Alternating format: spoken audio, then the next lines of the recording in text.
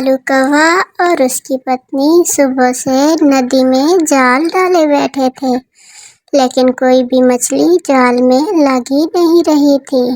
कालू जी, मुझे तो लगता है हमारी किस्मत ही खराब है, कोई भी मछली आ ही नहीं रही। इसी दौरान कालू के जाल में हरकत होती है। वो बहुत खुश होता है।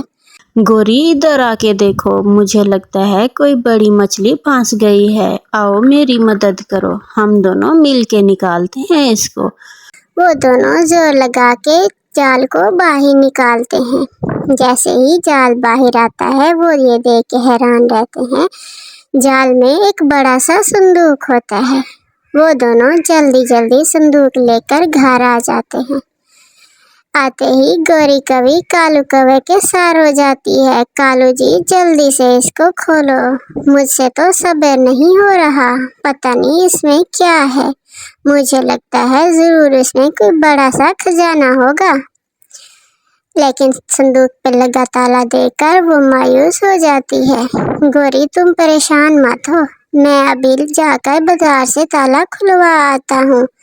मुझे पता है कबूतर चाचा अपने काम में बहुत माहिर हैं। कालू ये कहकर बाजार संदूक लेकर चला जाता है।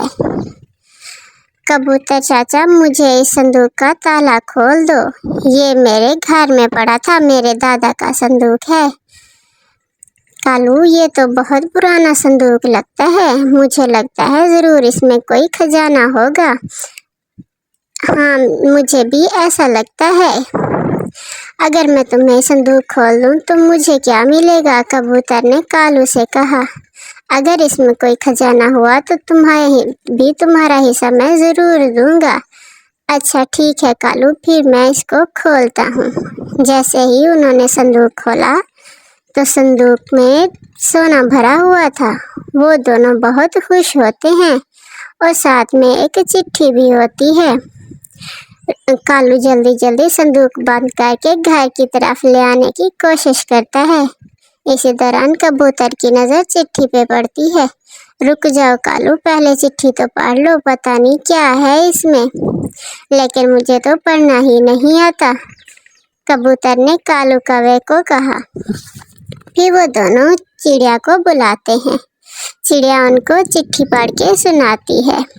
ये संदूक जिसको भी मिले वो इसका आधा खजाना गरीब पक्षियों में बांट दे और संदूक को वापस नदी में बहा दे। कालू, तुमने मुझसे झूठ बोला, संदूक तो तुम्हें नदी से मिला है, तो इसमें हम सब का भी हिस्सा है, नदी तो सबकी साझी है। कबूतर ने कालू कौवे से कहा। नहीं नहीं, संदूक मुझे मिला है, मैंने इतनी मेहनत की है इसको ढूंढने में, मैं किसी को कुछ भी नहीं दूंगा। ये कह के कालू संदूक उठा के भाग जाता है वहाँ से। जैसे ही घर पहुँचता है, गौरी कवि की नज़रें दरवाजे पे होती हैं। वो जल्दी से कालू के पास आ जाती है।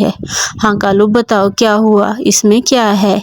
गौरी, हम बहुत अमीर हो गए हैं, इस संदूक में एक बहुत बड़ा खजाना है। अब हम इस जंगल में नहीं रहेंगे, हम दूसरे जंगल चले जाएंगे, हम इन सारे गरीब पक्षियों को छोड़ के चले जाएंगे, हम बहुत अमीर हो गए हैं, कालू ने खुश होते हुए कहा।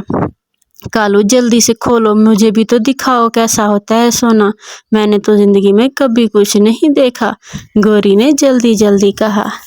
कालू जैसे ही संदूक का ढक्कन उठाता है, उसमें तो पत्थर भरे हुए होते हैं। वो वहीं पे बैठ के रोने लगता है। इसी दौरान कबूतर और चिड़िया भी उसके पास आते हैं।